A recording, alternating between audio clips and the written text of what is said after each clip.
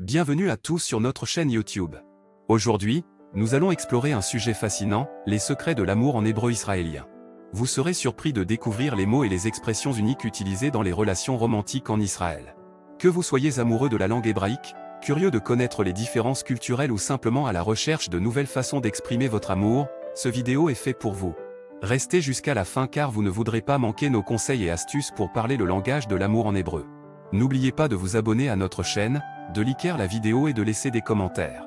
Maintenant, plongeons dans le monde passionnant de l'amour hébreu.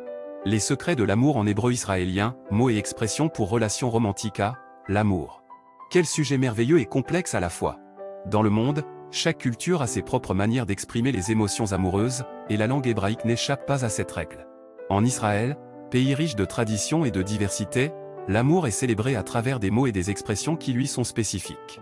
Dans cet article, nous allons explorer les secrets de l'amour en hébreu israélien, et découvrir comment les locuteurs natifs décrivent les relations romantiques avec leur petite touche unique. Commençons par un mot simple mais puissant, ahava. Ce mot signifie tout simplement amour en hébreu. Il peut être utilisé pour décrire l'amour romantique, l'amour familial ou même l'amour pour une passion ou une activité. Lorsque vous entendez quelqu'un dire Ani oef ahava otash otcha, cela veut dire je t'aime. C'est une expression commune pour déclarer ses sentiments amoureux à quelqu'un de spécial. Mais l'amour ne se limite pas à une simple déclaration. Il est également question d'action et de gestes d'affection.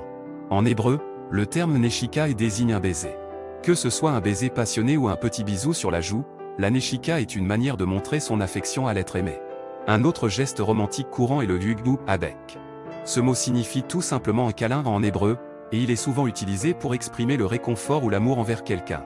Lorsque deux personnes sont vraiment amoureuses l'une de l'autre, elles peuvent se promettre l'éternité avec la célèbre expression hébraïque Ata Olam. Cette expression signifie pour toujours en français. C'est une manière poétique et romantique de décrire un amour qui ne connaît pas de limite. Imaginez-vous, main dans la main avec votre bien-aimé, en disant Ani oef ahava otash otcha Ata Olam. N'est-ce pas merveilleux? Bien sûr, comme dans toutes les cultures, l'amour peut être compliqué et parfois douloureux. Les Hébreux israéliens ont également des mots et des expressions pour décrire ces aspects plus sombres de l'amour. Par exemple, le mot chaval à l'azman est utilisé pour exprimer le regret de ne pas avoir passé plus de temps avec quelqu'un qu'on aimait. C'est une manière de dire j'aurais aimé passer plus de temps avec toi. Il y a aussi le terme tsaro ba'ava, qui signifie les douleurs de l'amour. Ces douleurs peuvent inclure la tristesse, la jalousie ou la déception, des émotions qui font partie intégrante de l'expérience amoureuse. Parfois, l'amour peut être une véritable montagne russe émotionnelle, et les Hébreux israéliens ont une expression pour cela, charcherei emotsio. Cette expression décrit les hauts et les bas émotionnels d'une relation. En explorant les mots et les expressions de l'amour en hébreu israélien, nous réalisons que chaque culture a sa façon unique de parler d'amour et de relations romantiques. La langue hébraïque offre un éventail de termes pour décrire les différentes facettes de l'amour, des moments tendres aux douleurs du cœur. Quelle que soit votre langue maternelle, il y a quelque chose de beau à apprendre des différentes façons dont les gens expriment leurs sentiments amoureux. Et voilà donc les secrets de l'amour en hébreu israélien. Il y a encore beaucoup à explorer, mais j'espère que cette petite plongée dans la langue et la culture hébraïque vous a permis de découvrir de nouvelles expressions pour décrire les relations romantiques. L'amour est universel, mais chaque langue apporte sa propre touche à cette merveilleuse émotion.